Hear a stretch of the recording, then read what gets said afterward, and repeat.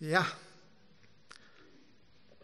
Jeg hadde jeg vist for at søke Herren i bøn. Herre Jesus, takk for at vi kunne komme sammen etter ut det. Takk for det som vi har opplevd her til, som du har drevet oss inn ut til den nærvære. Takk for det, Herre Jesus, at da vi taker av breinen, og vi taker av kærlesen, og minnes hva du har gjort for oss, og Golgata, så det en løddag at du tjener oss en særlig hånd. Og det tar ikke det for. Og jeg ber her om at til nærvære skal være til stier, som langt har vært i det. Be i jøkken det som kom fram av fyrre møtene, og eisen det som får fram nå.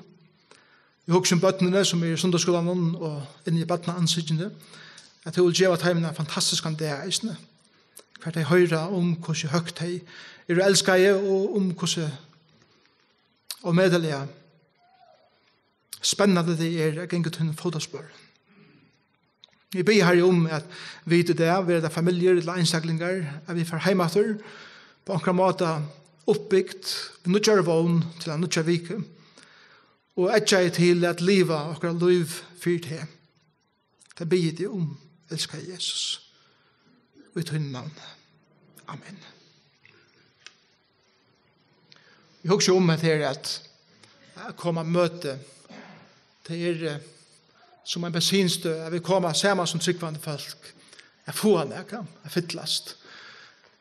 Og jeg kommer og møter ikke en ende i seg selv, det hever jo et endamal, og endamal er til at vi får utdater. En bil er ikke gjør til å køre inn en bensinstø og parkere her. Fytteltanken så kører han utdater veien, og det er her han skal fungere. Da ser vi okken, vi da jeg fungerer som lærersvann av Jesus her ute, og være ljøs her som vi er, og måtte en løda som er det, en døver som det er ikke til et gjørst her enda bedre. Galaterbrevet, vi nå er kommet til 12. parst. Og vi har nærkere parster etter. En avbjøring i en rød som Galaterbrevet er sånn til at man kan ikke tega alle sannleikene inn i hver tale. Og då er det viktig at man er i en rød, at man får helder myndene vi. Så tror jeg at til dem som er det, så tar ikke bare en part, det er sånne malerøyene som er røyne å male. Og tror jeg det er først viktig at bare takke atter, og ikke at helder myndene, og så komme til sannleikene atter. Så bare ikke at det kom til at jeg inn og hjemmesynet, og lusta etter talen, og i sånn i held, for å få helder myndene vi. Den börjar vi att läsa i det. Galaterbrevet. Och till 3 kapitel och vers 15. Galaterbrevet 3 och vers 15. Bröder, systrar, vänner, hade ord kan omsättas på himmelska matar. At det ikke bare skriver til menn. At det skriver til de som hører herren til. Søsken er tale menneskelige. Hatta betyr ikke at Paulus sier her til har jeg tale andalige, nå får jeg tale oandalige. Det er ikke det som det betyr. Det som Paulus sier i en lille setningen her er søsken, nå får jeg bruke en gerandeslige mynd. Det er faktisk det som det betyr. En mynd fra gerandeslige, mittel menneske. Og til hendene. Øngen ger tog til ønskest stedfest arvasjel ens menneske, etla legger nega et sett tog. Nå var det lyftende given av Abraham og avkom i hans herre. Ikke stender avkom som om nekvar, men som om ein og komme tøynen. Og det er Jesus Kristus. Det kan jeg så ha sett. Altså komme som han lovet Abraham. Det er Jesus Kristus som han peker fram til. Det som jeg vil si er etter, sattmålet og framan undan stærfester av gode, kan loven som kom 430 år settene ikke seder gilde. Så han skulle gjørst lyftet til ønskes. Tog fast arvere med lov, så fast han ikke langer vil lyfte. Men Abraham gav god han vil lyfte. Hva skulle loven ta til? Jo, han var lagt et træt, 4 lovbrottene skulle komme 4 dagen, inntil jeg kom, Jesus Kristus kom, som lyfte var givet. Og han var givet ved englen, ved middelmanns hånd. Hatta betyr at ta i Moses fikk Moselov, så leser vi i lovene at englar var til stier. Ta i god gav Moses Moselovene. Middelmæren Moses sjølver. Han var middelmæren middelen god og følge, og han gav til ham følge. Eller lovene, gav følge lovene. Men middelmæren ikke 4 vers 1 part, men god 1. Hatta verset sier at minst til god den samme god som gav Abraham lyfte, som gav Moses lyfte. Okay? Så det ikke noe motsøkende middelen til som Abraham fikk fra Gode og til som Moses fikk til jo spørningen. Til at spørningen kommer vers 21. Ta loven imot lyften Guds, altså motsier Moselov og lyften Guds til Abraham på nøren. Men igjen så, hvordan omsider vi tatt her i lyftene? Mega nøy. Ja, vær loven given som kunne gjørt livande, så kom rattvisen verilig av lov. Men skriften har lagt alt inn under synd, for at her som lova vær, skulle vi trygg av Jesus Kristus være at han må give som tryggva. Det er innviklare tekster. Det leser han ikke så kan vi venter hettar og så videre. Og minst til, vi nå i teologiska eller godfrøyslige parten av som braunen. Og Paulus, han sier øyne imens ting som hvis man ikke gjør innleden noe det, kanskje ikke gjør oss noen mening. Og tog det min oppgave å røyne at se det hette på enkla måte sammen.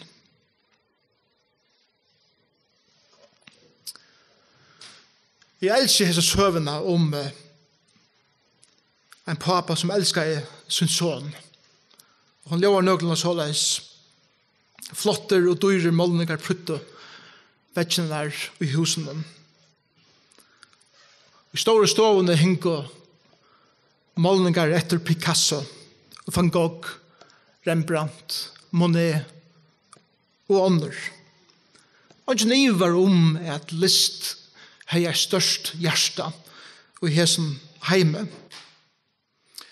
Men oppi i eldstanen og i stovene hekk mynden som var dyrebærer enn atler hinar myndenar. Hon er finnes i heiersplosset og det var mynden av sonen og i husen.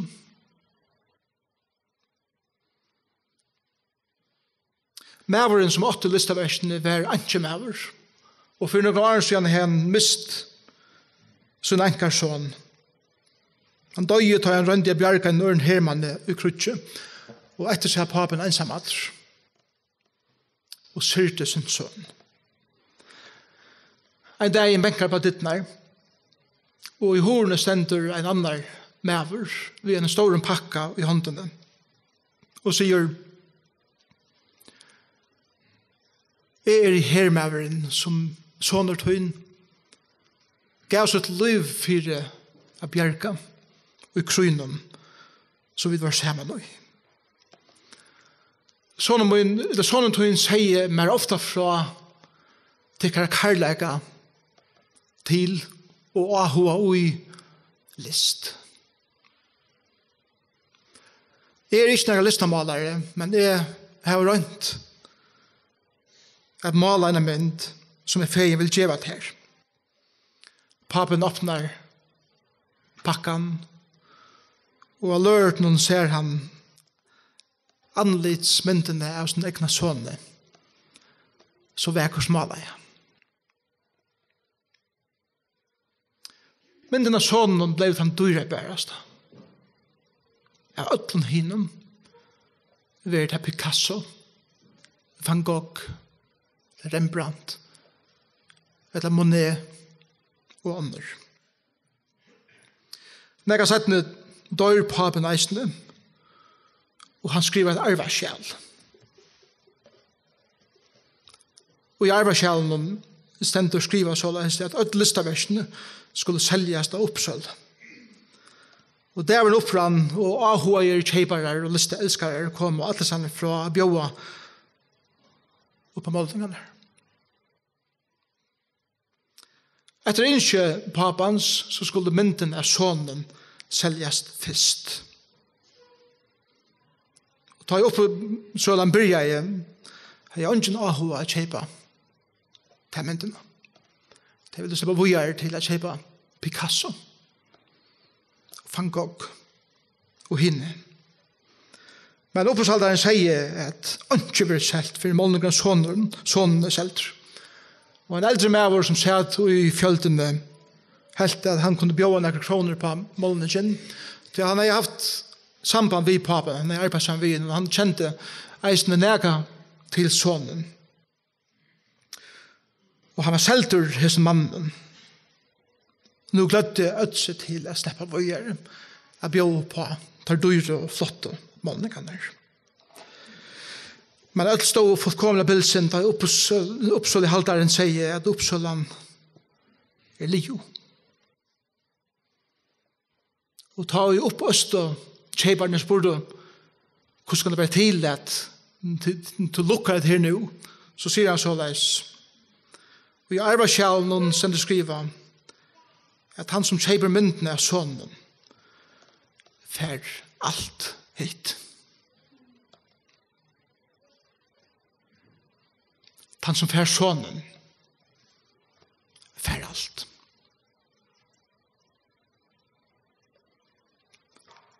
Han som vil tega imot sonen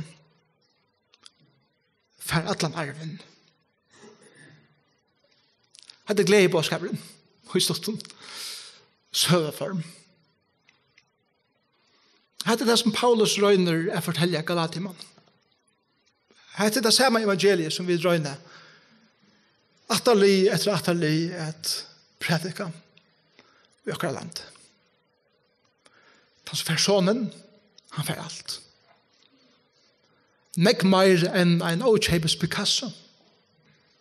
Han fer sonen. Jesus Kristus, son Guds. Glede bådskaperen at han som tror av Jesus Kristus arvar allar sikningar Guds. Han arvar ödel til lyfte som Gud hever givet. Han fer alt det som Gud innskjør at sin soner skal eie, og som sonerne eier. Og i det forhold ved sonen først to gang til alt det som soneren og som færen eier.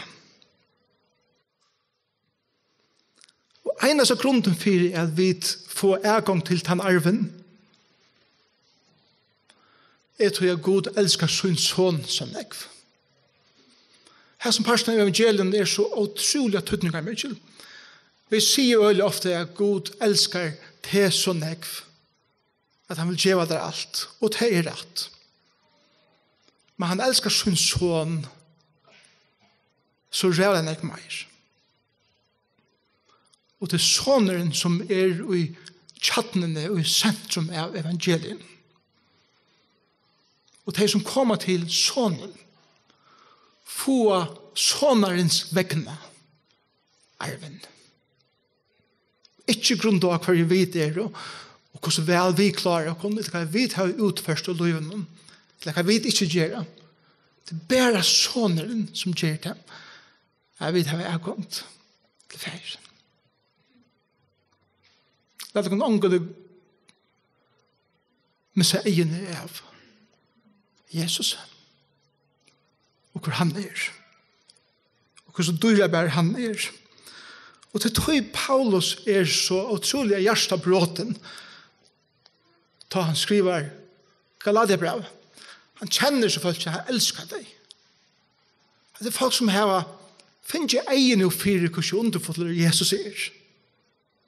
Men så kom akkurat inn som gjør det på en måte kvarvan og i bakgrunnene og alle disse verskene og alle disse listene og alt det som man skal røyne seg selv kommer standa fremst. Og dette var det som lovlæreren i Galatia tar skilt og slett ikke heter. Tar satt at Moselov hever større tydning enn neka anna.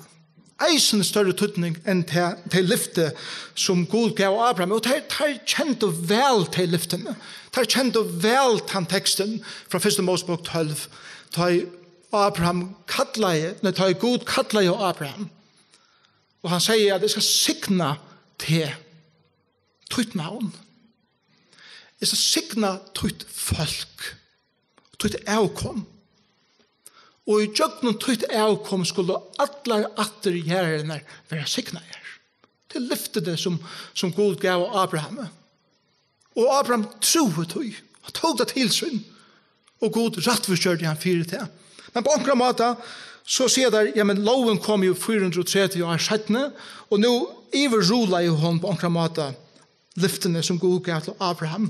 Så det er ikke bare vi trygg, det er plussversk at halde seg bøyene, at lære de omkjære, at halde medlåner, at halde halvdianer, eller halvdianer, og alle hine tingene fire at du verre skal kunne være rett for kjørter. At det har jeg sagt nekva før, er sånne at hele stålen her.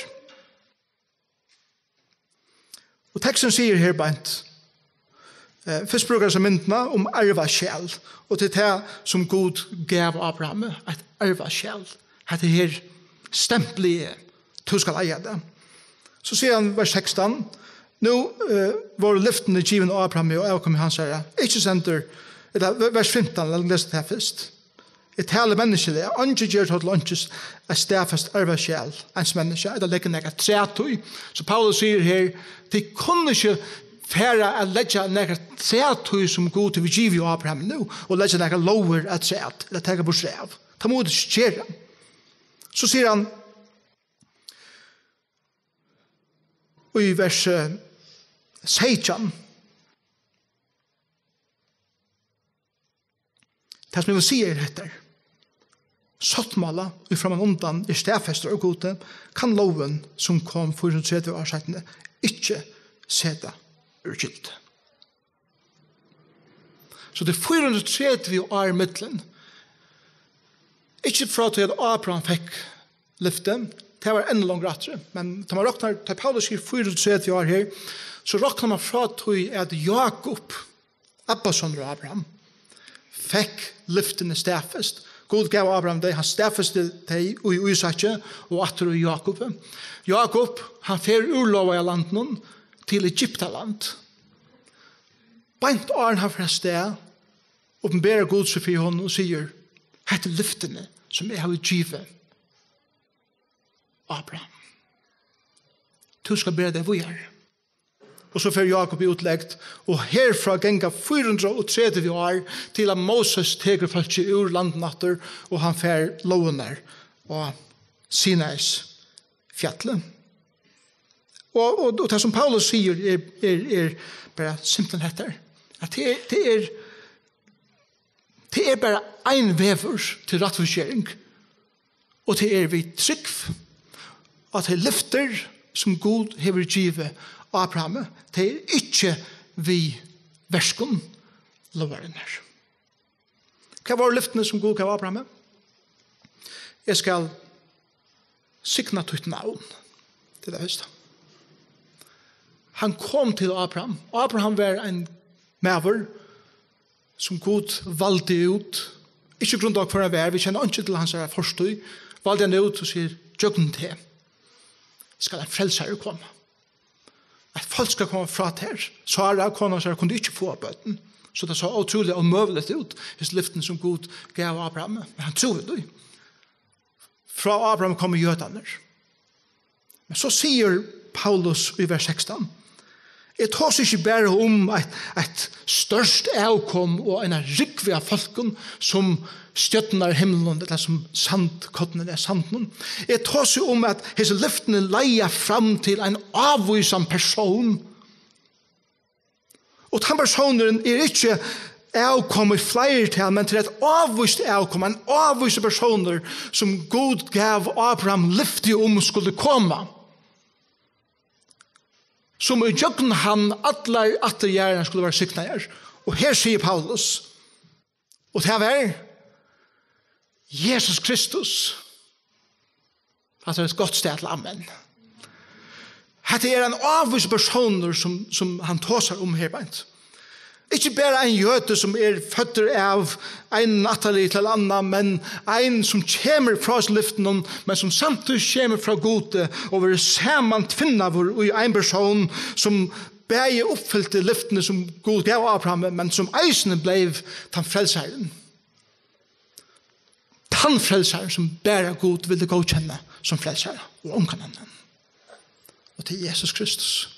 Paulus røyner at tega det atter til det store sannleggen om at Gud elsker sin son som deg, at han ødler seg her 2000 år når Jesus kom, fortalte Abraham det. Abraham, jeg har en son som skal komme ut jøkken til. Han skal være frelser i hemsens. Han skal dødja av krossen om for alle synder menneskens. Og han skal reise opp at det sier det. Men det hadde vært det som Abraham hørte Gud sier. Jeg vet ikke om det var akkurat disse årene, men jeg vet bare til at Abraham fikk evangeliet utlagt. Og han trodde det. Og han var rett og skjørt. Så ble spørningen hesen vers 19. Hva skal ta loven til? Hva er det enda målet ved lovene? Måneden av lovene og lyftene er etter. God sier lyftene jeg skal. Jeg skal. Jeg skal. Loven sier du skal. Du skal. Og du skal. Abraham Paulus teker det til sin. Og han sier, hukse det kun sørkarleitjen. Og at færa fra hessen store lyften som Gud vil give. Og vende seg til lovlære og lovversk og menneskeversk. Som ønsken klarer at liva opp til. Paulus har over nytt, eller hør år, skilaleit skal det her. Hvor er ganta det? Det ser åren, men nå bruker han til året brøver, systrar, viner, syskjen. Nå er det mer som er papen som setter seg nye og vil så øyla gjerne vise som bøtten og en bedre lei enn henne som de har valgt. Og han sier så vidt deg livet ditt lunchen ta i lunch der løst der. Hvor livet ditt under krøven ta i krøvene er det oppfylt. Hvor sæla ditt under en grummen herra ta i det da finnes en nødjan herra som er så gåver vid ikon. Hvor livet ditt under lov ta i Jesus Kristus hever oppfylt lovene og hever løst ikon fra til som hun krever. Hvor gjør det det? Og jeg tykker Paulus, hvis han kom inn her i morgen, har sett seg nye til nekvene og åkken eisene. Og sier, hvor strøyes du så nekv? Vi har røynet livet opp til et eller annet. Og du er heller god for å elske det mer. Til han elsker det perfekt.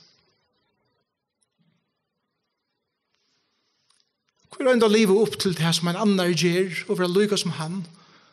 Ta i god til å skape det så underfullt til å være til. Og ikke noe annet.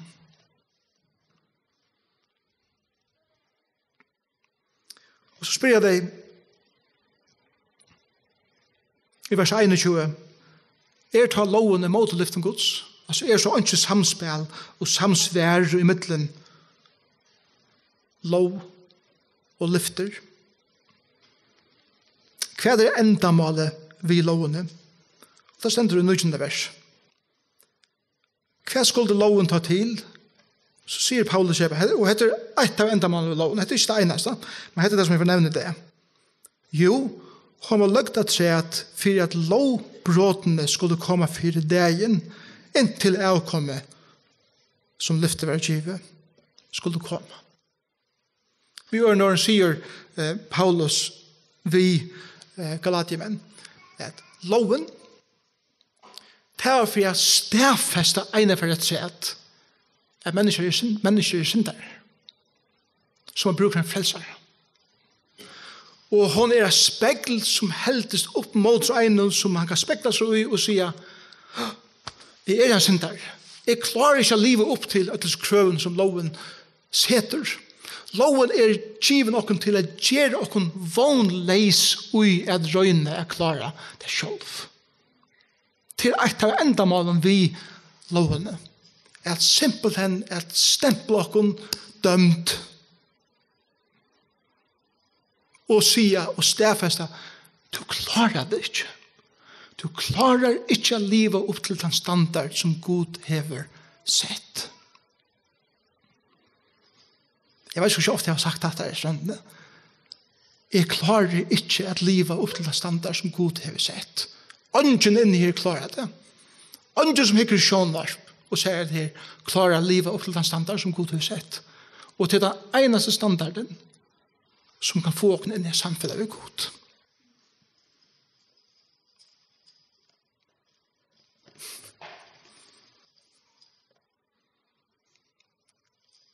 Og vi eier føle et vonløse.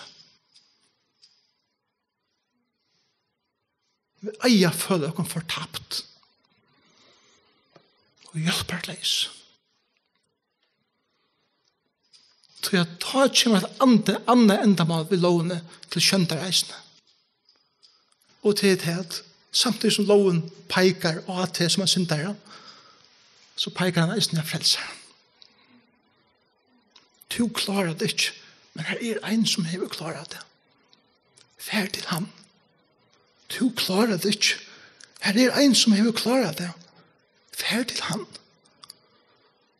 Og loven, samtidig som hun bryter oss nyer, viser oss veien til Kristus. Og alle veien til den gamle sement, alle disse lovene, alle disse seremoniene og alt dette her.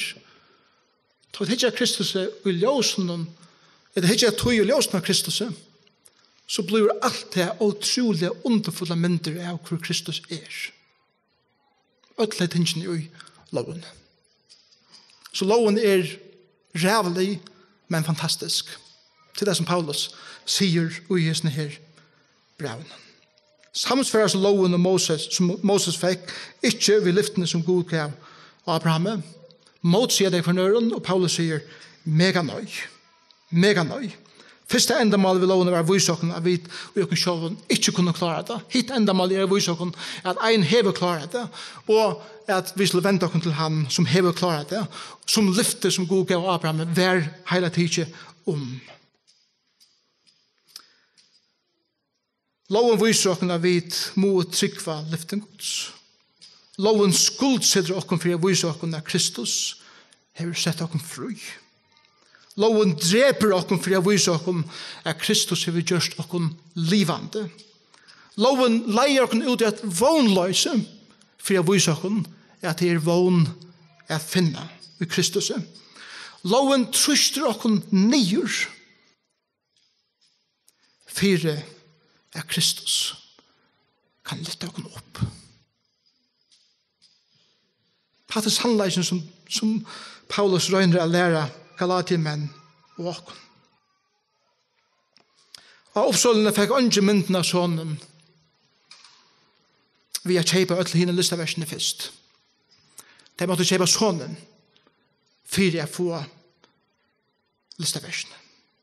Av samme hatt for ånden Jesus Kristus ved at liva rattvist. Ånden. Vi vil bare rattvistgjørt ved å få sonen først. Jesus Kristus. Hvor arveren som han snakker om i sin teksten? Arva skjale skriva, god og utgive lyftene. Soneren være avkomme. Hvor arveren?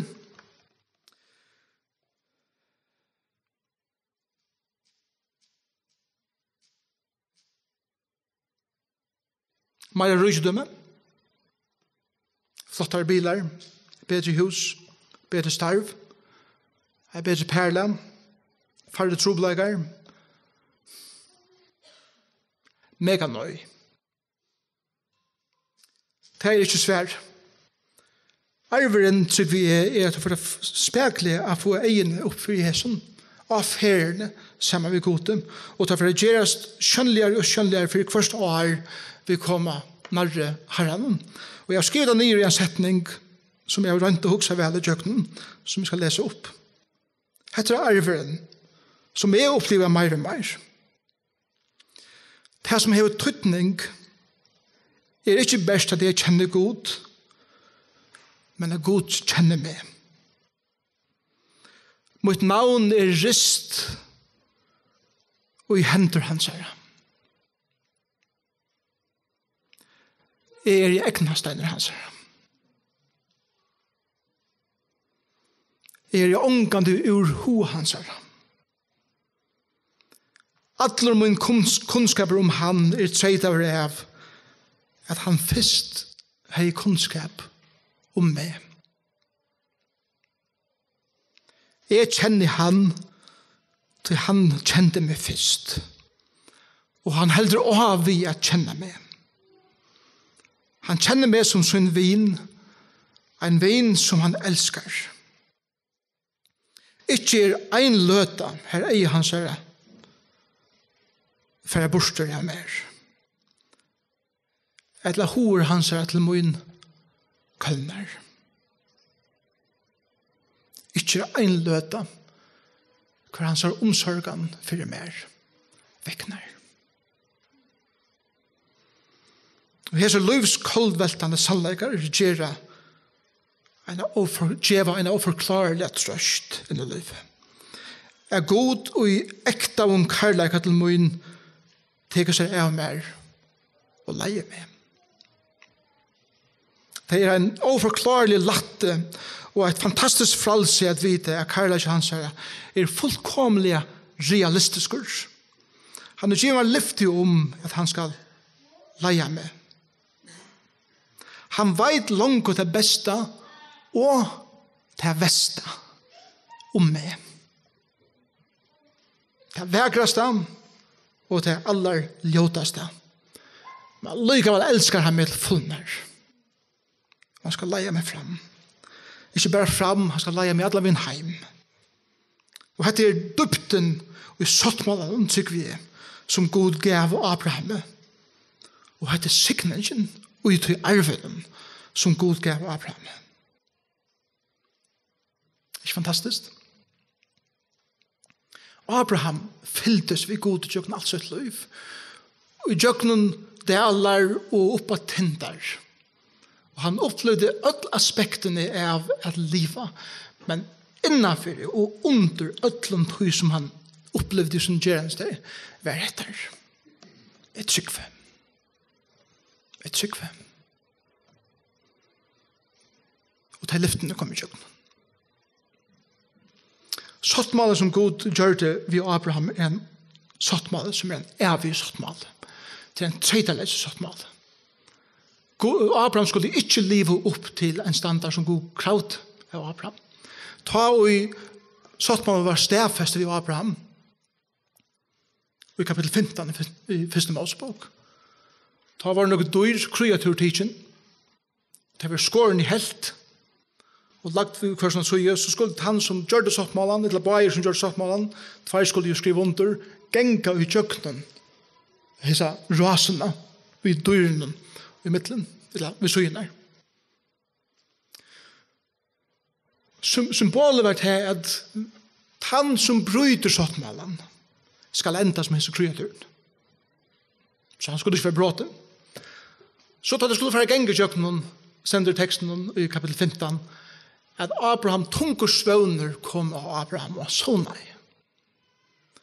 Og god Jack ensammatler i kjøkkenen. Hva sier det?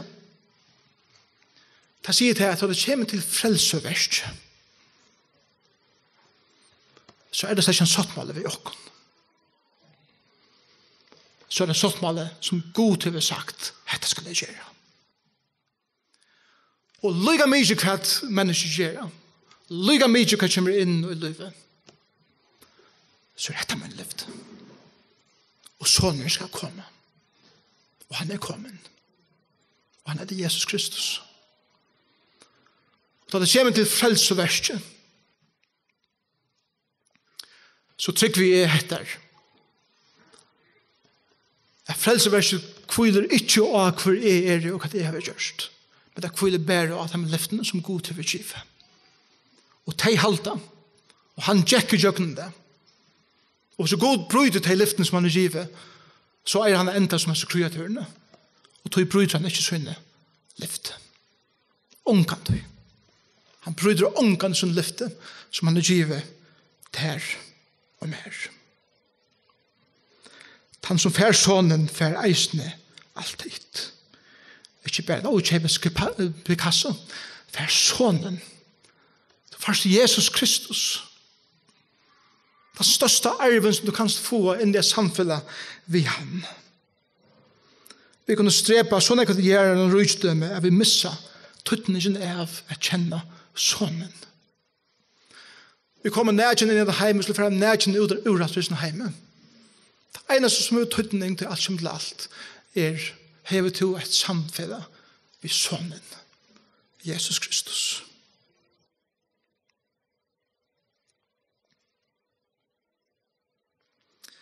Vi lever i en tog hver vi tåler så ytterlig at høre om synd, om lov og om dom. Vi vil ikke høre at det en syndere. Vi vil ikke høre om at vi skal leve opp til en standard. Vi vil ikke høre om at det får komme en domer. Og vi tar ho et flutja. Det er nemmere å flutja fra trobleikene heller enn å takle dem. Trobleikene bare vi tar det kommer til heter. Det at om vi flutja fra sannleikene som loven viser oss at vi er syndere og vi er fortapt. Hvis vi flutja, blir via flutja fra tog og ikke flutja til Kristus, så vil vi enda mer meningsløst og enda tenkere og enda vågnløsere. Etla må vi høre oss så nek og bli så usakalt at ikke gjør mon. Etla jeg flutja til Kristus. Og til mitt på. Og til bøy som Paulus gjør i Galatimannen. Og det er det som loven eisen sier. Flutja til Kristus. Han er kolt i alt. Her som er en oppsålende, han betalte några kroner for sonen. Men vi behøver ikke betale for sonen. Han har betalt alt. Jesus døg for tøyne synd. Og han har åpnet veien til at her er kommet inn i samfunnet ved ferien. Og han sier til morgen, lykke mye hver du erst, lykke mye hver du kommer fra, lykke mye hver byr du ber. Så kan du komme til han i morgen. Og jeg får edja falsk i det. Jeg stekker etter. Og at færre til omkran som bia for det. Og få omkran legge hendene og akslene av det her til å være samvitt der og bare bia inn i ditt liv. Til å bia sammen med omkran og be Herren om å gjøre så sannleggene i hessen versen livande av nudjon for det her. Livande av nudjon at langer her atre til Abraham og lengt åren til hei god til og i hoa. Og det her byrar og det her trobeleikar og det her ting som i tøyne løyve i det. Vil god genga sammen med her og bæra. Lyka mye hva det Om at jeg har en signakon som vi nå færre et synsja sammen av løte. Og med av et synsja så vil jeg forbegjere her framme og så vil jeg eisende til stier 18. møte. Og til det velkommen at jeg bia sammen med jongsen. Hvis du ikke vil komme fram og til det her alle jongsen som nær til kunne se noen, færre så til han eller henne og bia sammen med tegnen. Herre Jesus, jeg ber om at jeg også om Paulus og i versen som som sin papen som tek som bøten nær etter seg. Og han vet at her snære en lei som ikke går og som legger så tunga byrar av det og som gjør kristenlivet så medelig tropelt og tungt at livet. Og minne deg bare av ene for å si at lyftene som god til vi giver og som Kristus er oppfyllt og at trakka inn ut han arven som langt her at livet i arven er brukan til han tømmes omkantig oppe. Da takkar jeg deg for. Takk deg for at arven at det innelige djupa samfunnet ved det. Og da vi er her så det ikke farlig hvordan omstøvende som vi lever i Amen.